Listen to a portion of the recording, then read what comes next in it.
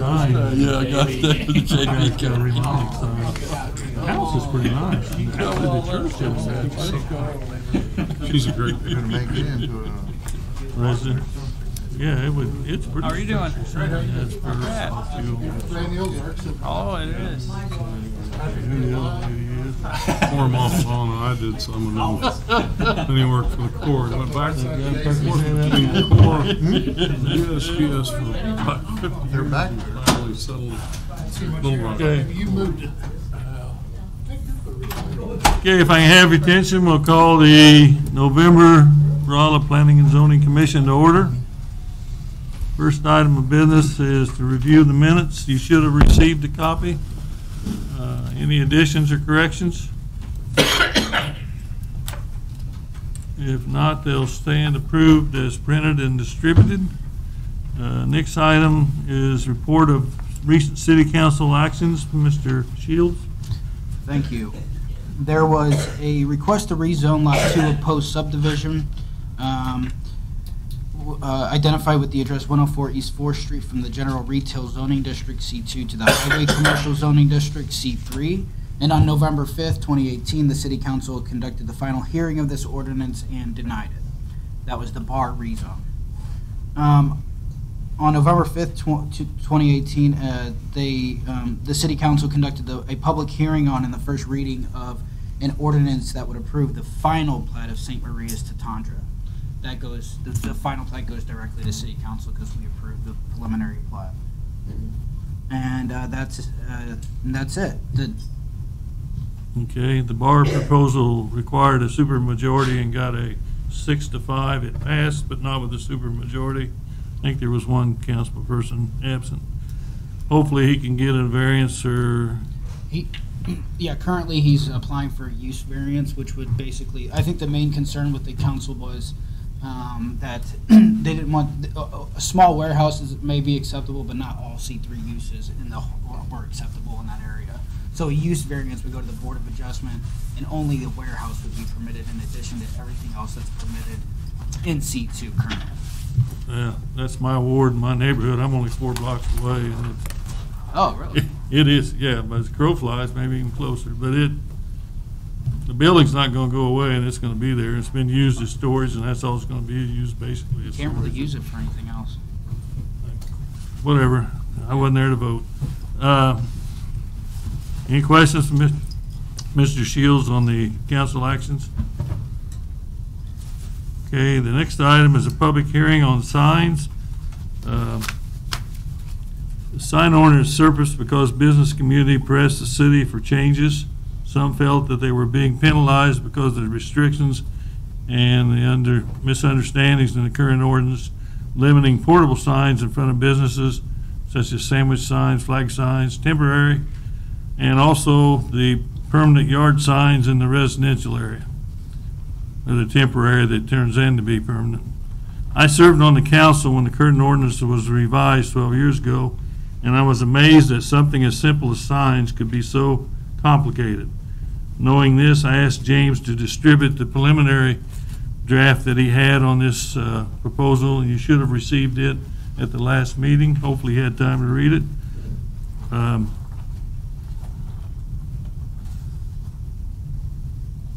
You also should have received the revised proposed changes in your packet.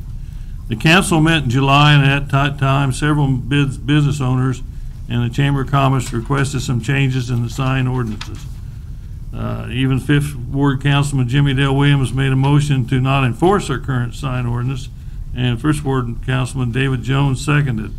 Unfortunately for them, but good for the city, you cannot pass a resolution to not enforce your laws. I think Jimmy Dale would know that, being a reserve deputy or being a deputy, but we'll leave that. The mayor stated he would appoint a committee to study the issue and report back to the council, but that would take over a year. The city expects us to deal with it in one meeting tonight. Evidently, the motion by Councilman Williams was not ignored, as there have been a large increase in residential temporary signs that seem to pop up all over town recently, like dandelions. Hopefully, when no one instructed the staff not to enforce the current ordinance. Even Rolla Public Schools and RMU have utilized them, but these two are exempt per the ordinance. The reason some businesses found them unsuccessful in their signs was they were the only ones out there, but they were illegal and prohibited by the law. Should this be changed? In my opinion, there will be so many that they'll be ignored and overlooked and really won't have much of an effect. It'll be similar to the excessive election signs if this is changed the way it's proposed. And I think most of us would agree that I'm tired of the election signs, and there was a more than ample amount in the community.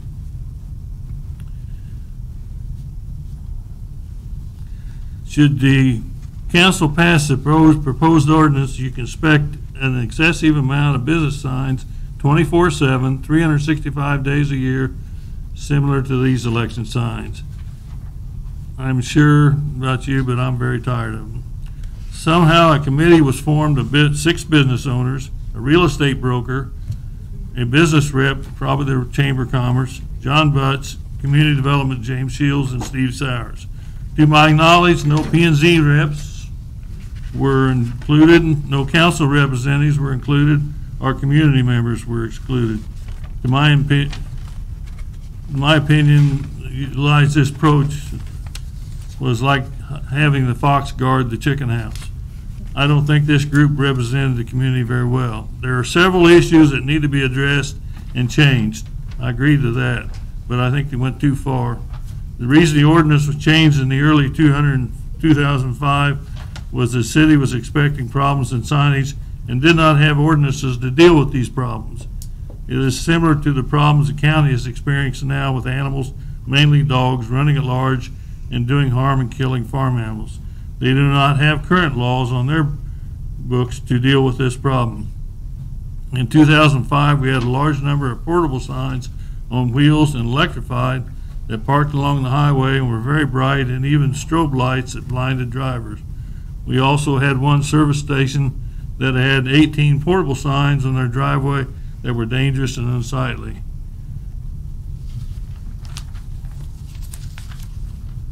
Sorry about this, but I'll make sure it gets done. I have several issues with the proposed changes, but they mainly pertain to the portable signs in the residential areas of our town. If passed, we will not be known as the city of trees like St. James or the city of fountains and boulevards as Kansas City, but instead the city of portable signs. The proposed changes allow an excessive amount of portable signs in the residential areas. There are approximately 1,300 business licenses in Rolla. You have approximately 8,000 housing units with about 7,200 to 7,400 inhabited. The proposed ordinance limits the total footage to 24 square feet per property. Most portable signs are approximately 1 by 2 feet or slightly larger, which is 2 to 3 square feet. Since you have allowed 24 square feet, this would allow 7 to 8 signs per site times 8,000 or 664,000 portable signs in the city of Rolla. Do the math and think about that. Not everybody will do it, but they could. To that, you would also allow the temporary signs in the business area that would be allowed. There are some deductions to this, as Wellington, Kensington, Maria's, Tatandra, and Brownwood's Estates, I think, and other housing arrangements do not allow portable signs on any of their properties. There are also probably some businesses would not utilize them. I can't imagine Null and Sons Funeral Home advertising 2-for-1 price funerals or something like that, but they could based on the proposed ordinance. Please be diligent in your work tonight. We'll move on to public hearing. An ordinance for the city of Rolla to amend Article 3 of Chapter 42, which is known as the Rolla Planning and Zoning Code, by deleting and adding language to Division 19 of said article, which is known as signs, for the particular purpose of permitting temporary and portable signage. Mr. Shields. Thank you. I just did want to note there is a typo in that it's not Article 19, it's it's not Division 19, it's Division 18, so that will be fixed but soon. And the advertisement that I put out did not have that provision, or that did not have that language in there, so it doesn't affect that. I had to put this presentation together pretty quickly, so it's so just try to bear with me. So as Mr. Brown said, this began on July 16th of 2018, when 6 local business owners and the executive director of Rolla Area Chamber of Commerce spoke at a city council meeting, basically saying that temporary signs should be permitted. And also, one man came and talked about off-premise temporary signage should be permitted in residential areas. We did meet with some business owners and a real estate agent as a sounding board. It wasn't an official committee. This was organized by administration. Me and Steve Flowers and Kathleen McKean from the Community Development Department did attend these to take notes, just to see how they were feeling about the types of temporary signs we were going to permit, the number, if it was fulfilled their needs from what they fulfilled their needs as a business, and but basically we revised it many times after that. It went through 7 revisions. So even after that meeting, we revised it even more. So apart from permitting temporary signs, one important aspect of this is ensuring that the free expression clause of the First Amendment is not violated with our temporary sign ordinance. Reed versus the Town of Gilbert was a 2015 U.S. Supreme Court case, and it really made a big impact on the planning community, and even the American Planning Association wrote a response to the Supreme Court saying that this was going to make it very difficult to regulate temporary signage and signage in general, because what came out of Reed and versus the Town of Gilbert is that your regulations cannot discriminate against the speaker, nor can it regulate based on message. So in other words, it has to be content neutral and non-speaker based. So as you can see from on this slide, Reed versus the Town of Gilbert, this was their in regards to temporary signage, this is what they permitted. So you can see different sizes for homeowners association, that's calling out that particular speaker, saying home associations can have these types of signs and you cannot have and these people have to have these types of signs. You also had political signs, ideological signs, and qualifying event signs. The one that really and these were the one that really got them was the qualifying event signs and the political signs. There was a church that was putting up a temporary sign on the corner. Every Sunday they would put up a sign saying "Go this way" to get to the church event, so they started enforcing that and making sure that they took it down 1 hour before. It went up the courts, and eventually the Town of Gilbert lost based on the fact that their sign regulations were content based. So our current temporary sign regulations ban all temporary and portable signs. I'll show you the difference between temporary and portable soon. But we give exceptions for, we have a list of exemptions that are for particular types of signs that are not regulated by the Division 18. And so those exemptions are, and you can see the similarities between Town of Gilbert's regulations and ours, banner signs, political signs, real estate signs, and signs advertising drives or events of charitable, educational, or religious nature. And we give different size. We have different time limits and different size regulations for each one of those categories. So as one can see, we definitely had to look at this and look at the constitutionality of our sign regulations. And so we had a couple goals. One, obviously the biggest one, was create a sign ordinance that was content neutral and does not have different regulations for different speakers. In a concurring opinion of the Reed case, there was a non-exhaustive list of signs, of the ways in which signs can be regulated, according to the Supreme Court. But it's non-exhaustive, so remember. So you can regulate off-premise versus on-premise sign. Off-premise sign is any message or product being sold on the property is the message that's on the sign. That's on-premise sign. Off-premise sign would be any, message coming from any message or product being built off-site. But all non-commercial speech is on-site speech. There was a Supreme Court case, I don't remember the name of it, but that said non-commercial speech is always on-premise. Lastly, even if a code strictly uses time, place, and manner restrictions as opposed to message restrictions or restrictions on message, it still must be narrowly tailored to serve the government's legitimate content-neutral interests. Now, from what we heard at the city council meeting where all the business community spoke, and those 2 meetings we had, using them as a sounding board, we found that we need to permit a wide range of temporary signs, permit temporary off-premise signage in residential areas, and ensure public has ability to freely express themselves through signs throughout the year. So, basically, what occurred was, these aren't the goals; these are sign code. This is what we ended up having, and this is just a brief summary. We have so residential areas, they get 24 square feet of signage, unlimited amount of signage. It didn't begin that way. It began as from one model code. It said that you can have unlimited number of signs, but they cannot be over 3 square feet. But this was done. We gave it 24 square feet because of during times of elections, people like to put a lot more than 12 square feet, or say however you wanted much to limit, however much you wanted to limit it. And in the beginning, there was also a provision, so if you wanted to go over, you can come and get a permit to go over your limit for a limited duration. But we just got rid of, we really tried to limit the permitting process, applications, because so that's why some of this stuff happened also, because we just can't handle hundreds of sign permits, hundreds of additional sign permits a year based on the staff. So they get 25 square feet of signage, temporary or permanent.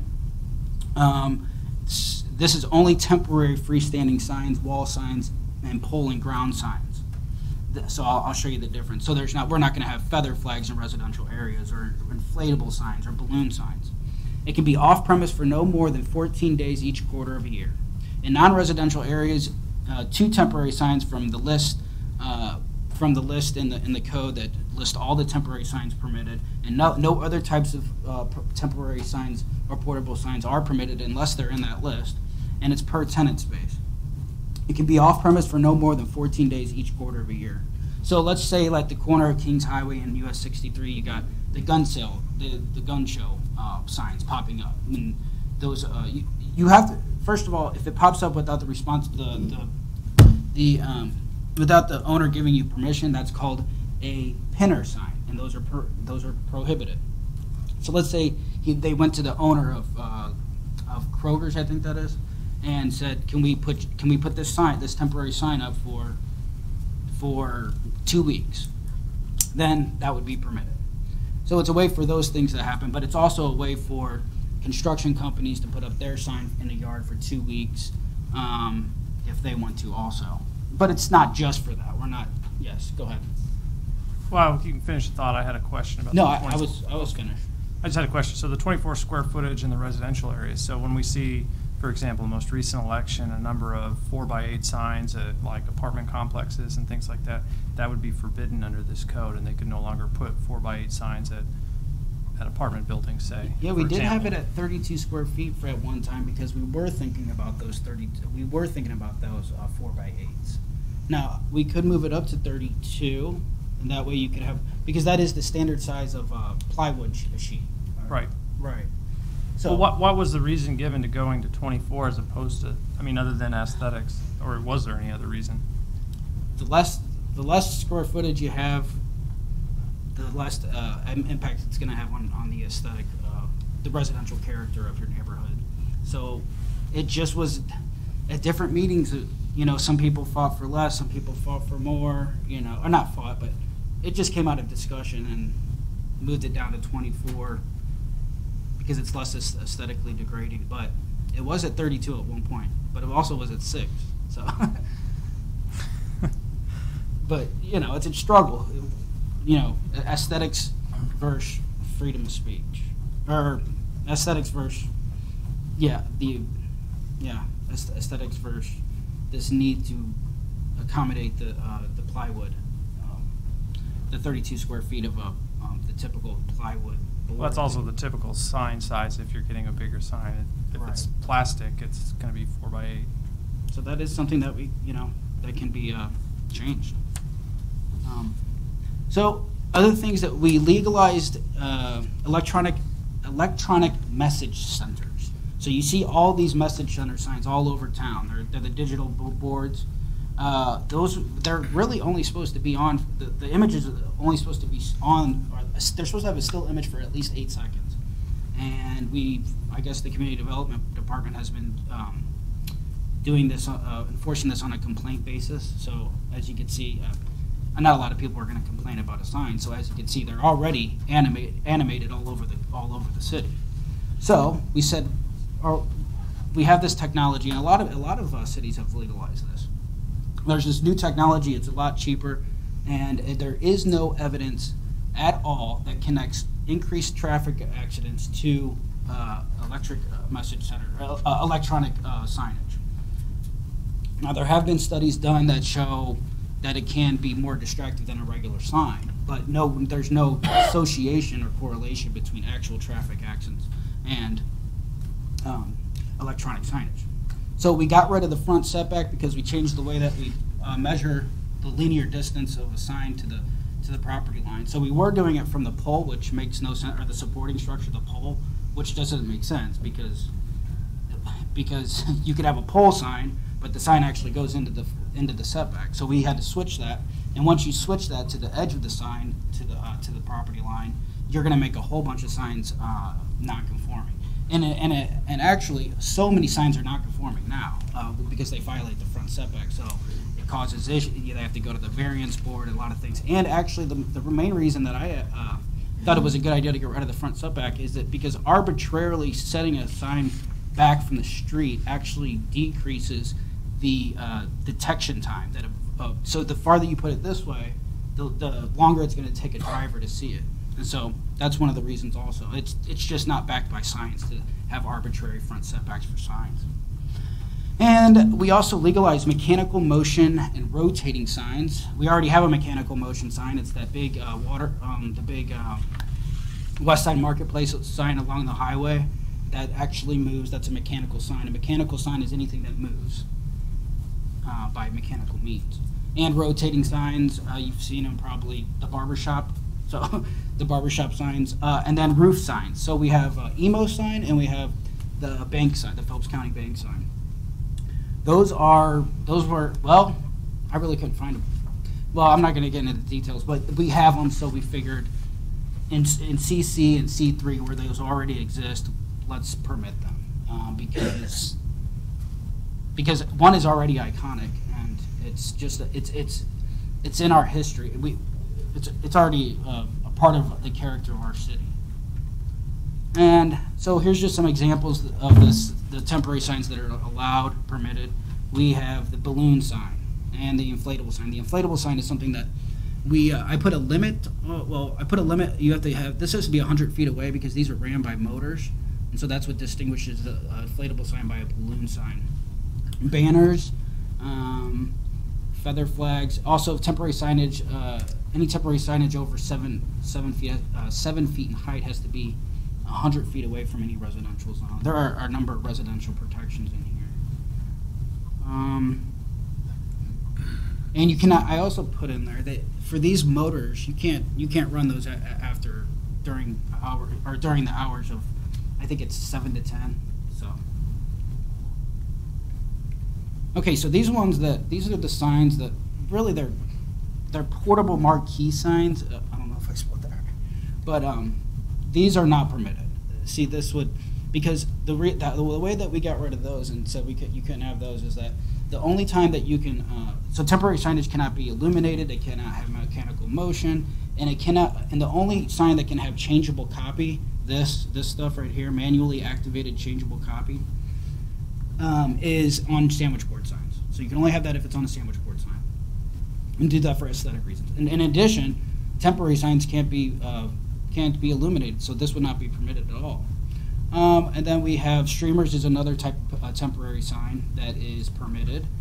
So you get two. So you get, so say you had one sandwich board sign and one stream and some streamers. That would be your limit for that tenant space. Vehicular signs are prohibited except when actively used for business. So this would be permitted, but if this is just sitting here for a long time, that would not be permitted. That's a portable type. These are the two portable types of signs. Everything else is temporary. So apart from those temporary signs, we also have this temporary freestanding sign. So this, you can look at the definition, but these are the ones that are allowed in residential areas. None of the ones that you saw before are allowed in residential areas. And also, you know, these are freestanding signs. This is a pole sign. This is a ground sign. Just giving some examples in case when we get to the questions. Flags are exempt. Projecting signs, you can have one of those for each tenant space in a commercial district. This is a wall sign. Here's an example of a roof sign. These are the snipe signs. Snipe signs are called. Those are not permitted, so you have to have the permission of the owner. Internal signs are exempt. You want to keep your exemptions down to a minimum. And so that's it.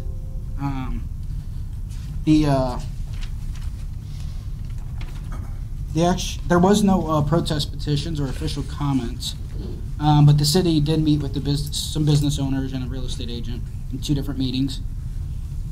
The action request from the Planning and Zoning Commission is to recommend the approval, denial, or conditional approval of the City of Rolla's request to amend Article 3 of Chapter 42, which is known as the Rolla Planning and Zoning Code, by deleting and adding language to Division 18 of said article, which is known as signs, for the particular purpose of permitting temporary or portable signage. So, sorry about the long explanation. Is there any questions? Any questions from commissioners? So in residential areas, some of those signs, the freestanding signs, are permitted with messages on them advertising things? In residential, actually in all residential and commercial and non-commercial areas, your off-premise signage can only last for 15 days each period. I mean, each quarter of a year. So you can. So you're limited to off-premise signage to 2 weeks. But you have 14 days to take it down. Yeah, that we did put. So that turns out to be 28 days. If we even notice it or anybody complains. But how many people is it going to take to enforce all this?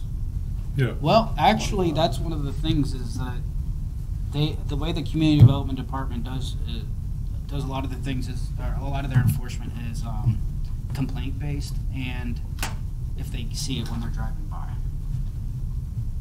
So one of the reasons we said 2 all year, two all year for all commercial tenants, is because it wouldn't require a permitting process for these. Because it did start out, we would let you do it 4 months at a time, or like you could have it for something like 4 months at a time, or 2 months at a time for 2 times a year.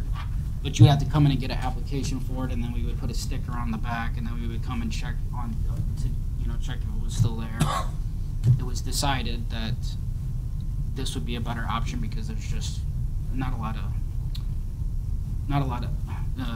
resources or staff to do something like that. Not saying it couldn't be done, but. So you're basically just describing a Wild West situation, right? I wouldn't. It just depends on how you enforce it. I mean, Okay, bingo. Yeah. Depends on how you enforce it. If the enforcement is what you just described, you're describing a Wild West situation. Yeah. Okay. It'd be different if you went around and, Is this liberalizing the previous sign or the current sign ordinance by quite a bit? Yes, definitely. By quite a bit. James, I have 2 points. First and foremost, kind of go along with his point. The whole idea of the reason to go back in and look at this from a business standpoint, which I work for one of the businesses in town, is nobody seemed to have an answer for what was permittable and what wasn't. I don't foresee this as addressing that. Like one of the reasons that we didn't permit a lot of signs around businesses is they were down on the right-of-ways, and they would obstruct views of travel and that, as far as traffic going up and down the roads and that. I don't see where this even looks at that in any way, shape, or form. Oh, yeah. So we're Matt. still not permitted, we have to keep signs back off of the right-of-way? No sign is permitted in the right of way unless a government unit puts it there. Oh, there's a couple hundred words on that. Okay, good. No, at least a Good. couple hundred. There's probably 500 words on that. And then the other problem with this ordinance has always been the enforcement of it.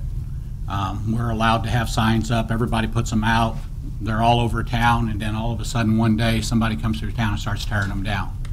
And that's because somebody complained because some new business came in town, and they're doing it, you know, you won't let them do it, but everybody else in town's doing it. That's how this has always been regulated. Well, that's not fair to the business owners, it's not fair to you guys, it's not fair to anybody. Does this address that in any way, shape, or form? That would be the enforcement. I mean, the only way that you could do it, I mean, we didn't want to say how it should be enforced. That's not part of a sign code necessarily. I mean, that's more of an administrative decision, how it's going to be enforced. But I think it's an important part of Right. it. So, I mean, there would be two options. Basically, you could put a sentence in there saying this should not, should be complaint-based, or you should comb this whole city as, I mean, I like the idea of doing, this week we'll do this section of the city. We could drive around, see if there's anything, and then post people, and then that evens it out. But if it's just complaint based, then yes, you're gonna. That's one of the reasons we wanted to permit EMC, because we would have another temporary sign issue. Because the only reason this got out of, started enforcing it a lot is because one owner was given a citation, and then they went out and looked at everybody else and said, look at all these people, and rightfully so. Why should he be the only one to be or he or she be the only one that gets noticed? So I agree. It really is all about enforcement, but that's not something we intended to put inside the code. The other issue that I see that's a problem is even from our standpoint of what's right away and what's not, and how you guys are going to get that information to the business owners. Like, every business is different. You've got the ones downtown that you have the sidewalks that they're blocking, and there are actual laws that won't allow them to block those. So that's a totally different thing than somebody sitting out on the highway somewhere. How does that information get to the business owners of where they can and where they can't? I think the frustration of this for everybody, especially from the business standpoint, is we just want to know what we can do and be consistent with it. Let me more fully explain what the regulations on the right of way. So it wasn't true to say no. I'm sorry about that. If your tenant space is, if the entirety of your tenant space, think about Pine Street downtown, that has no frontage, if there's less than 5 feet of frontage, you can put certain temporary signs on the sidewalk. You can put a portable sign. You can put a sandwich board sign on the sidewalk. You can also put merchandise on the sidewalk. You could put furniture, patio furniture on the sidewalk. And you could also put, one thing that I was told to put in there, or not, well, one of the things that we wanted, sometimes those flower pots, there was some signage in there. So we said, if you take care of the plants in the water pot, then you can put a small 3 square foot sign in the flower pot. So other than that, that's the only time you could put something in the right of way. So it does address that specifically. As far as people's property lines go, they would have, if they come, we can get them a map of their property. But also a great site that most people might not know about is the free public GIS from the county assessor site. You can go on there, look up your property, see the property lines. Now that's not an exact. That may not be exactly correct. It may be off a couple of feet. The only way to truly know what your property lines are is through a survey. So I believe we will be sending out a flyer with all this. Maybe that's one of the things we can send out, is how to get free, find out where your property lines are. Well, I think that'll be important if you guys pass this, that people do have some feeling of where and where they can't. It has to be very specific, because most of us just don't know. And like when they came and tore all the signs down around our building, I came to City Hall and they couldn't even tell me what signs were legal, what weren't. I asked 2 or 3 different people, and it was kind of a fuzzy thing. And the whole idea of this is to get rid of the fuzziness. Let's tell the business owners what they can and can't do, and be very explicit about it so we are all on the same page. And I think the complaint-driven part of it needs to go away. I think it needs to be, you can do this, but you can't do this. And we need to know that. And I think the businesses will be fine with that as long as they know what they can and can't do. Well, this is, you know, it becomes very difficult when you're trying to get all these goals in there. Yeah, sure. It's a lot easier when there's you just ban temporary signage and you don't care about people's First Amendment rights. So it was very difficult to try to figure out how to not use content as a way to regulate. And so that's why it can be intimidating. But I assure you, if I can answer your questions on this, I know this code inside and out, and it shouldn't. I try to make it as simple as possible, but you can only make it so simple. And we do list specifically. If you look at the temporary signs permitted, temporary sign, we list exactly what type of sign, and we define what those are. So it should be, each one gets 2. These are the kind you get. If you don't have 5 feet of frontage on your tenant space, then you can put these types on your sidewalk. I mean, and then I can help them. We're going to send out a packet, probably, and that will kind of simplify everything and just put it. I would have had it. I'm sure this is just the beginning of it. I had to throw this together. I would have had it already done. But and then is there anything about a signage that looks bad, like an old sign that's left up in that? There's a provision that too. Yeah, it mandates maintenance, and once we see anything that's faded or in disrepair, we can tell them to take it down. Okay. What's the penalty for non-compliance? They get a citation, and then the lawyer decides. The attorney basically decides. The prosecutor? The prosecutor, sorry. The prosecutor will come up with a price. I know the zoning violations and in state law says that it's $300, I think, for each, but you can also charge them $300 for each day that they violate but that's state law, and I don't know if any prosecutor would. That's more of I'm not really involved in that. Well, right, but there is an enforcement provision. Yeah. So if somebody frequently tried to skirt the law, they could be fined. Yeah, and I actually specifically I spent a little time on that because they receive a citation. So once you're given one warning, any violation after that does not require another warning. So you automatically get a citation. I made sure to put that in there because once you give you that first warning, you already know about it, so you can't say you didn't know about it. So there's a provision in there for that, but we don't specify how much you're going to be charged or anything like that. I was told we can't. Well, I wasn't told I could do that. So you can't set parameters like a range. There's no range for the. I'd have to look penalty. into it. Because from what I understand, I was told that something about the prosecutor being the one that defines what the fee would be, I think. But I'm not sure on that. I'll check into it. I would check. Okay.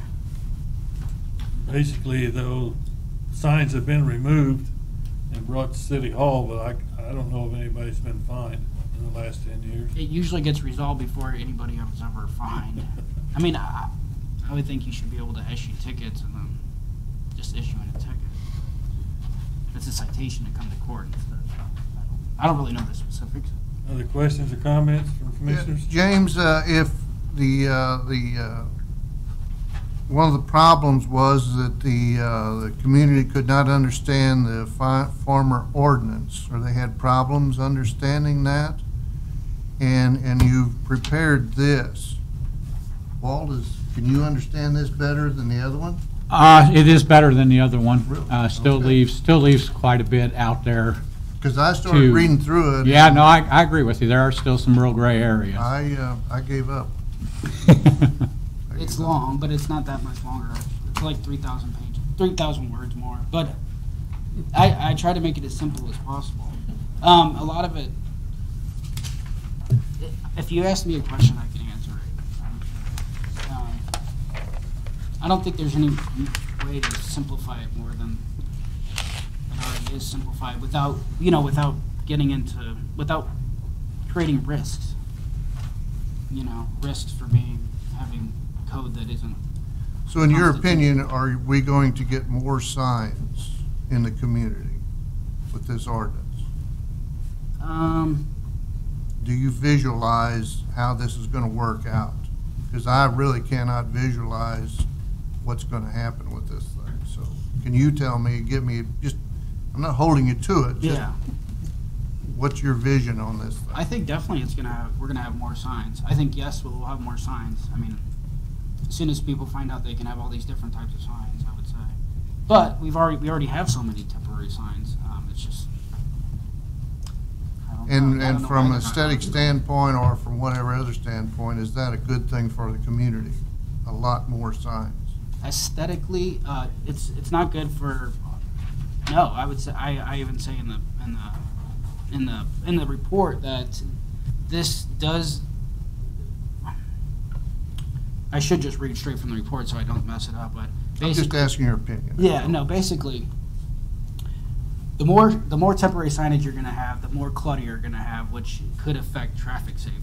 The more temporary signage you have all over the city, the less aesthetically pleasing, or the more, the less beautiful your city will be in a way. So obviously, no, I would not say it furthers any public purpose, except for perhaps indirectly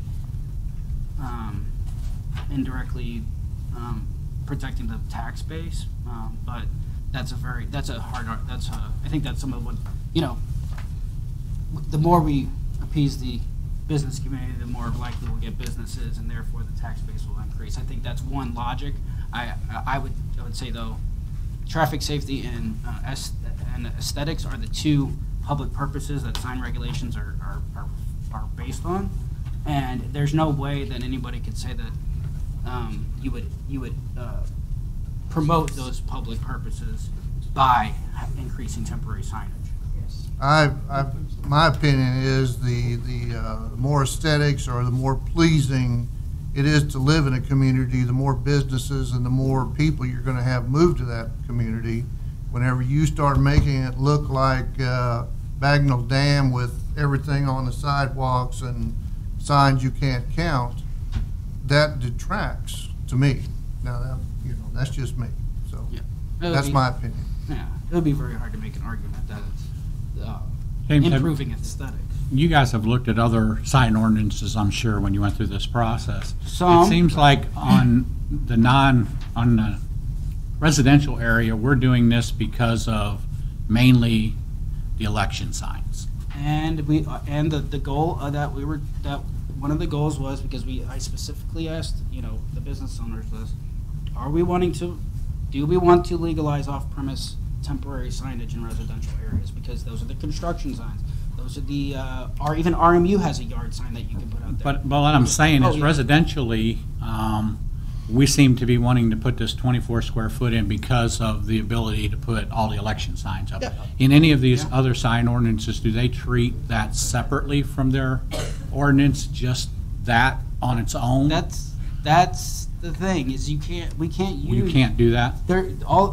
Nobody has revisited not a lot of people have revisited their sign ordinance since Reed, so you don't really want to base your sign ordinance on the people that are on obviously. But if you say that election signs can go up for this long, that's obviously content based, because you have to. I mean, you have to look at the content to know what it to. Okay. So you can't just say just political signs for just this amount of time. You could say you can have based on one-time events. There's a million different ways to put it together, but Yeah.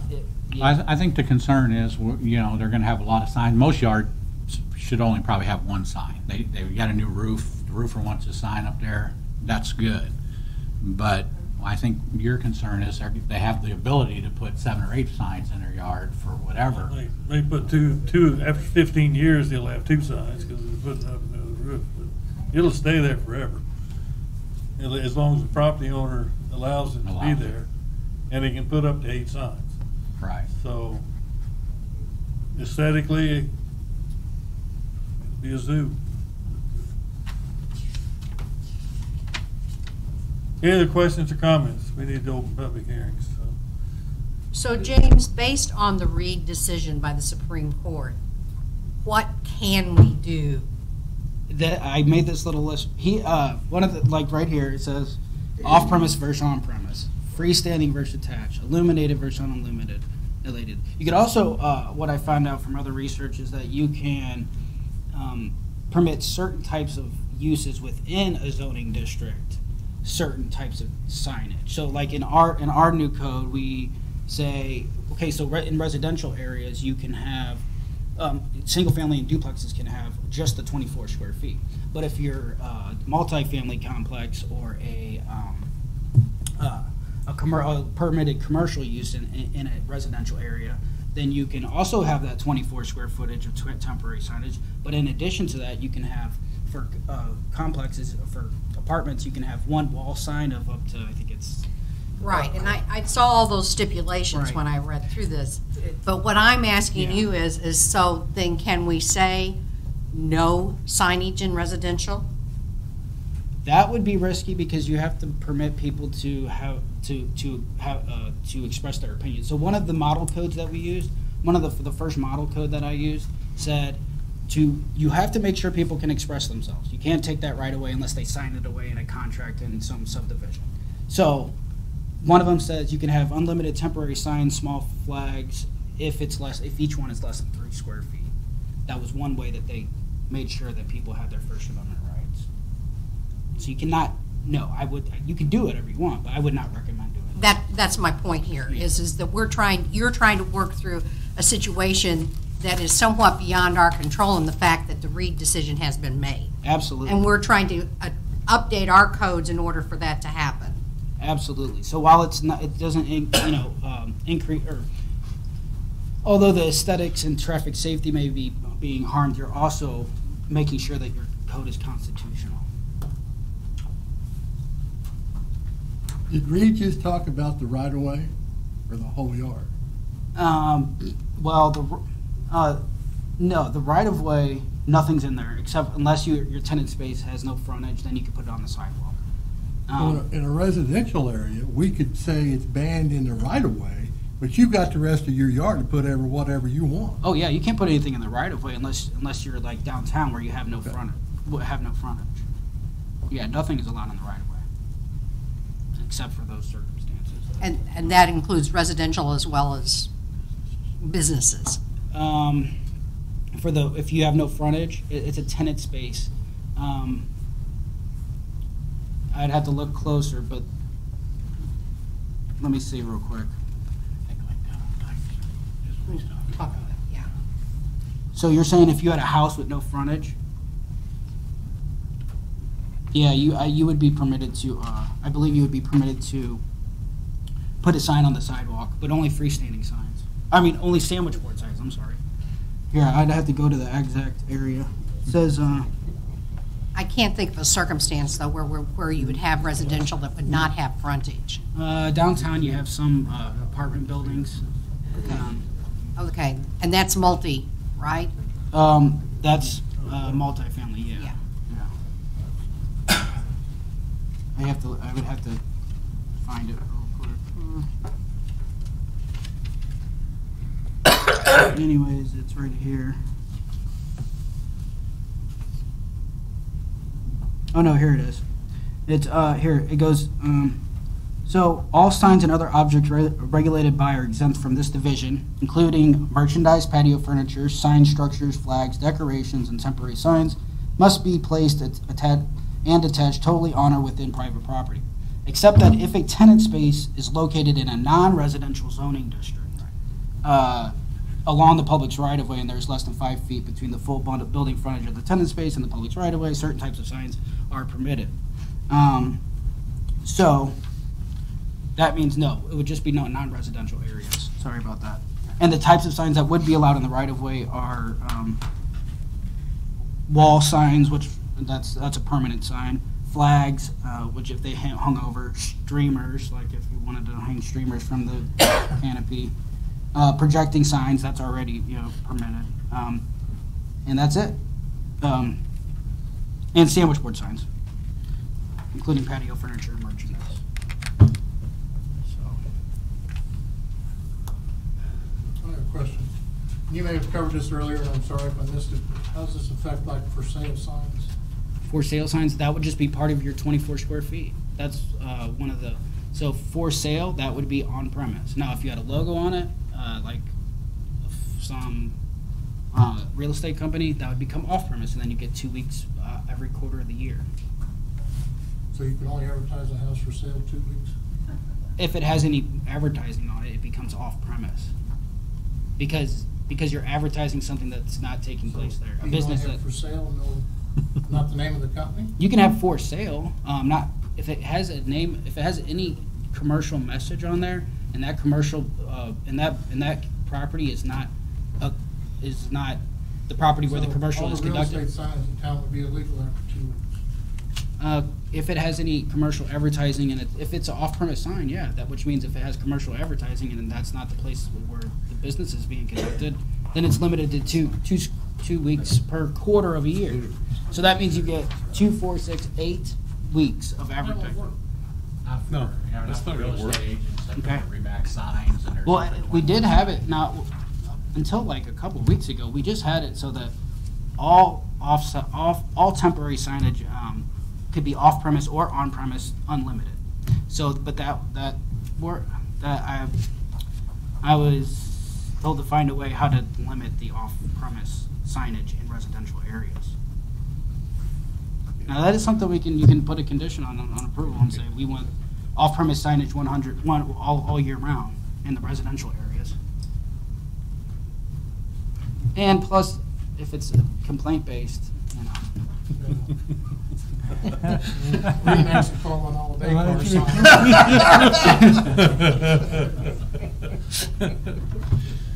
Any other questions or comments from the commissioners?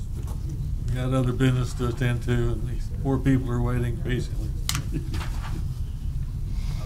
If not, I'll officially open the public hearing. Anyone wishing to speak to this issue, please come forward, state your name and address for the record.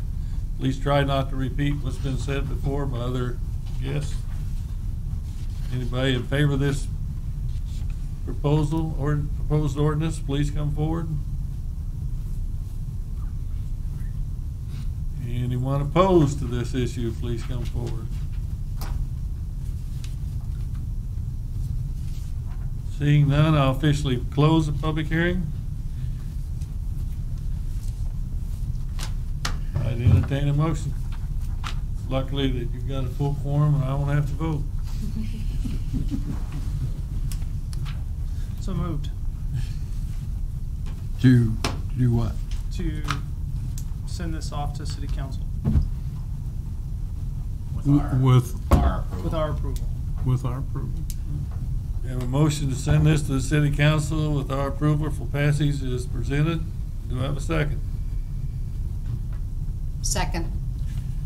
Okay, we have a motion and a second to send this to the city council with our approval of the proposed changes to ordinance 40, whatever it is.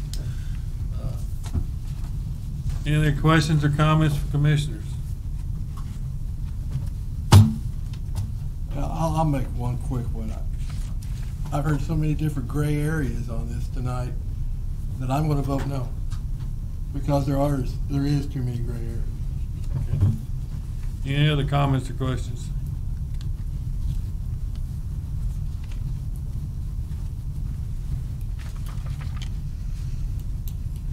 Are we ready? Roll call vote, please. Anderson, No. Bowie, No. Crowell, Yes. Jordan, No. Martin, Yes. Schmidt, No. Monty Shields, No. Stephen Shields. No. The motion fails to pass. Okay, therefore we send it to the city council with our disapproval. Is that correct? Oh, they didn't take our advice on the last meeting, so it probably won't matter, so. Do you need a reason? I would definitely. Yeah, we need a reason if we deny a motion. Yeah, actually. I'll tell you one reason that I think is that the real estate sign You can't do that. You gotta have to let these people say that what their company is. So are you saying you would want off-premise signage? That's a good reason right there. Yeah, I mean, the real estate signs have the number of how to get hold of the agent and everything on them. Without that, you can't Without just that, say the problem- house for Their sale. signs You can, useless without that. you can edit, I mean, a condition saying that you want off-premise signage to be permitted all year round. I don't think that's what we want. Yeah, you Well, can't have that's- it both that's- ways. that- The problem is it's a That doesn't content sound like issue. If it's, you allow content being real estate, then you run afoul of the Supreme Court. And so you can't just have that one issue saying like, we'll exempt real estate companies because then that's content-based. So that's the problem. You can't have it both ways. Either you have all signs in a community, political, advertising, whatever, or you have no signs. And that's basically the compromise here, is that we say 2 weeks. It's what you get, unfortunately, so it's either all or nothing. And we may not like that, but if we don't do it that way, then we're running afoul of the Supreme Court and our First Amendment rights. I would agree. I agree completely, but I also think because of the Supreme Court, we could just as easily say, there's nothing in a right-of-way. You want your freedom of speech and billboard, you put it in your own yard. And there's nothing, absolutely nothing in a right-of-way. And we're not breaking the law. If we're okay with political signs and everything else and unlimited amounts all year round in a yard, then yes, we could do that. I thought the whole point was we were trying to limit the number of signs that we see. And what you guys are suggesting, or what it seems to me by not passing this, is you are perfectly okay with signs being in people's yards year round because you want to exempt real estate companies. And if that's the case, then great. Let's do that. I guess that's what we did. Well, what we've done, and Mr. Shields said, with this passing, if it does, we've increased the signs. We've not limited them, we've increased them.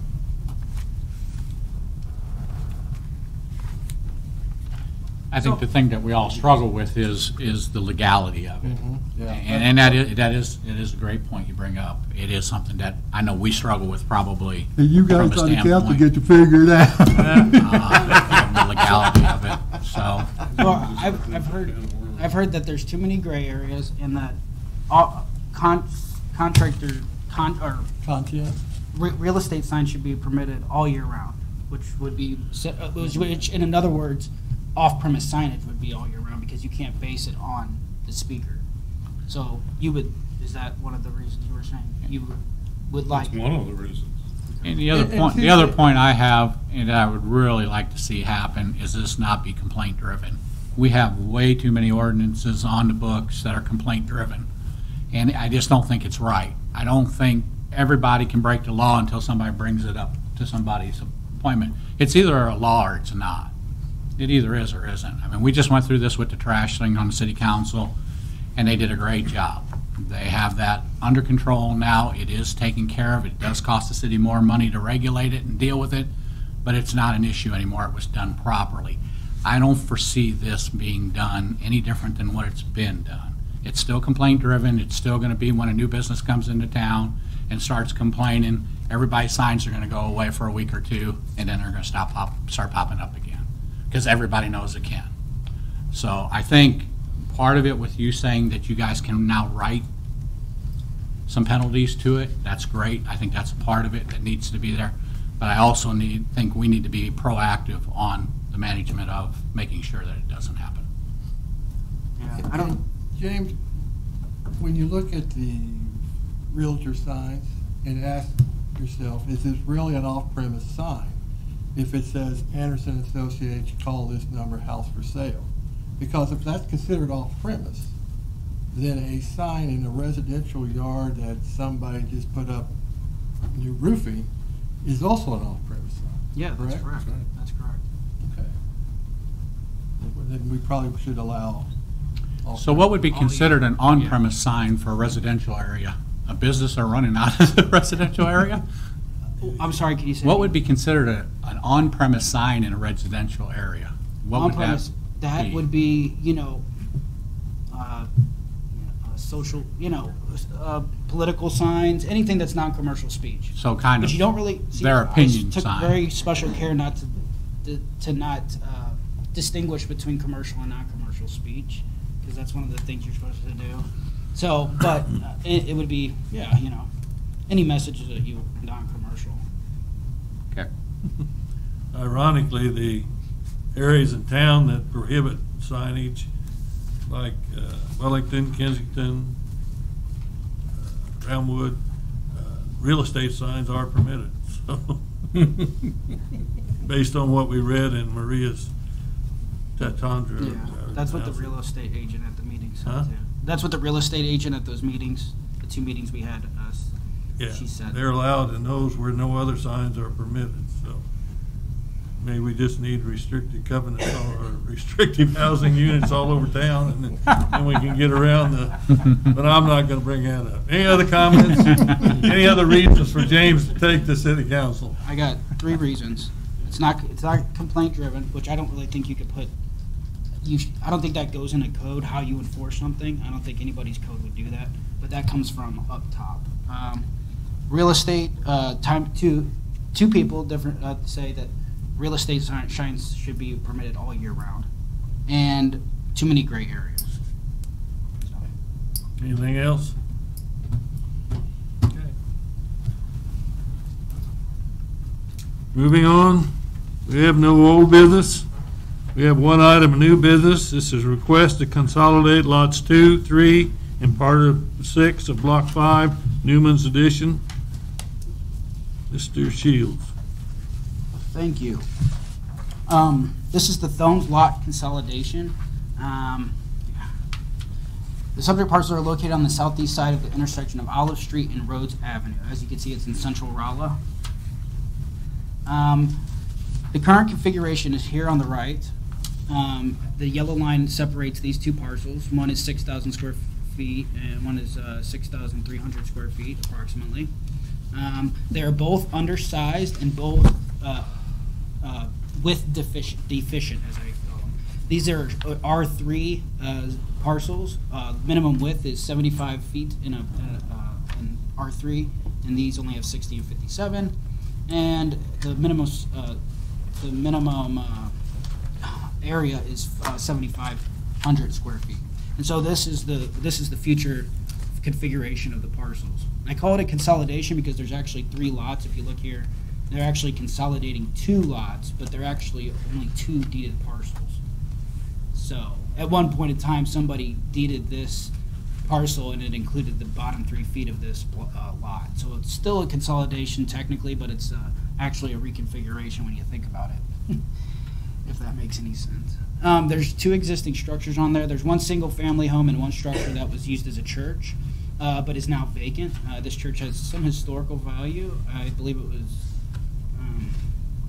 one of the, I'm not going to say what it was, but it has some historical value. I don't remember exactly what it was.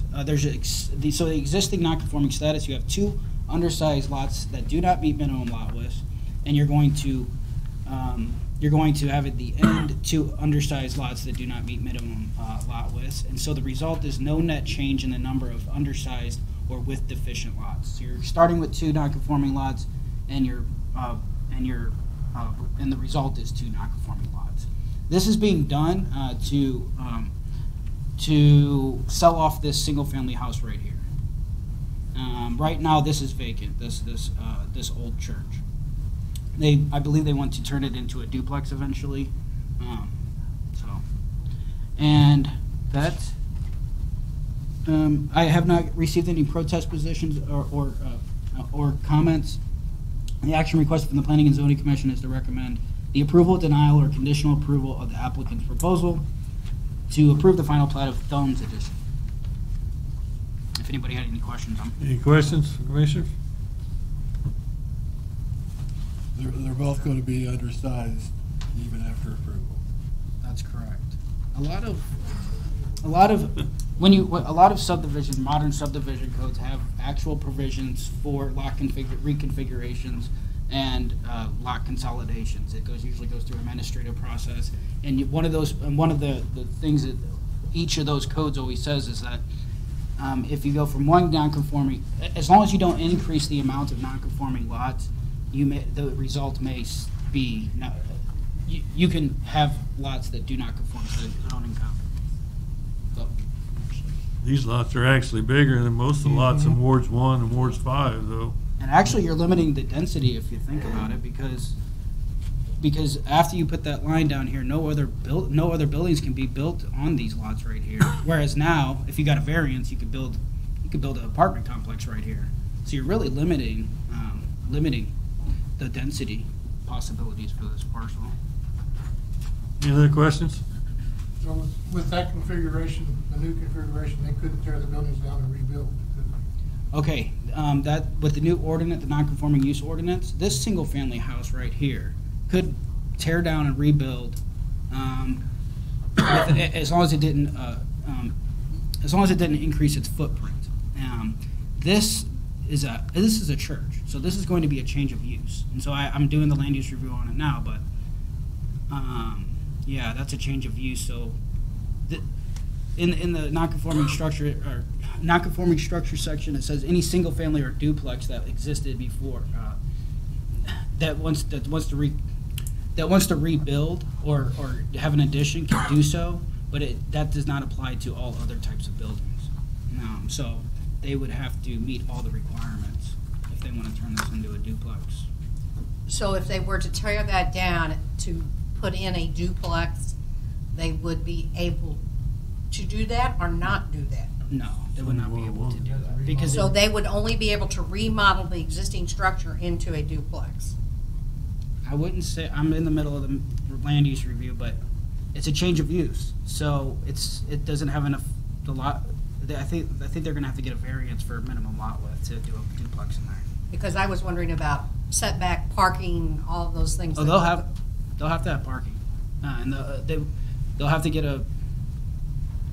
get variances for setback and minimum lot width. From what I can tell right now, I'm in the middle of doing land use review. Okay. Because it's not a single family house or duplex. Only single family houses and duplex fall under that provision. James, since you mentioned parking, so the parking for this new, if the single-family residence there on the right side, would that come off that alleyway and be in their back since they couldn't access from the Olive Street? On lot 2? Yes. Yes, they can use the alley. But they would have that. I mean that. Oh, you mean lot 1 use the alley? No, I mean I'm talking about lot 2. I assume on lot 1 they could access from Olive Street, but lot 2 doesn't look like they have a driveway or any parking. They don't have parking right now, but yeah, they would just come off the alley. But they would never be required to put in parking unless they rebuilt or they rebuilt their house Because of the current non-conforming use. Yeah. Well, there's no impetus to impose the zoning code because it's been around. There's only certain actions that trigger land use review, which is when you say you have to do this or this or that. Yeah, that's only one of the things. You're taking away lot 1's access to the alley, but they don't use it anyways. But it actually makes more sense because you're splitting up you're decreasing the density of this lot. Right now, you have two structures on the same lot, and it's very high site intensive. Yeah. Any other questions? Mr. First, you and the owners want to speak to this issue, or be welcome to. My name is Brandon Thone. This is my wife Jessica. I guess the only other thing I would add is that we are planning on putting, in accordance with city code, a parking lot on lot 1 that would meet the 1,600 square foot requirement for the 4 spaces coming off of Olive Street. But I think somebody has a question about parking, so we are planning. Okay, thank you. And then on lot 2, the house currently, the only thing we're planning on doing to that is just restoring the inside of it. It's a really cool house, but it's old, so we're just making some updates, and that's the only changes we're making to the house. Thank you. Any other questions, comments?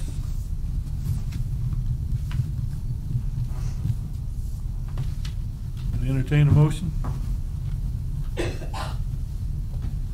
Make a motion, we send it to city council with our approval.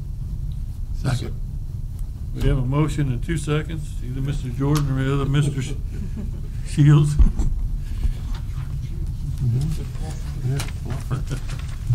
Any other questions or comments? Roll call vote, please. Stephen Shields, Yes. Monty Shields, Yes. Schmidt, Yes. Martin, Yes. Jordan, Yes. Crowell, Yes. Bowie, Yes. Anderson. Yes. The motion passes unanimously. Okay, thank you. Next item of business is a report from chairperson. We have none. We have no outstanding committees. Anything else to report, Mr. Shields? No, that's it. I don't have anything. Anybody else in the audience wishing to speak to this commission? Seeing none, we're adjourned.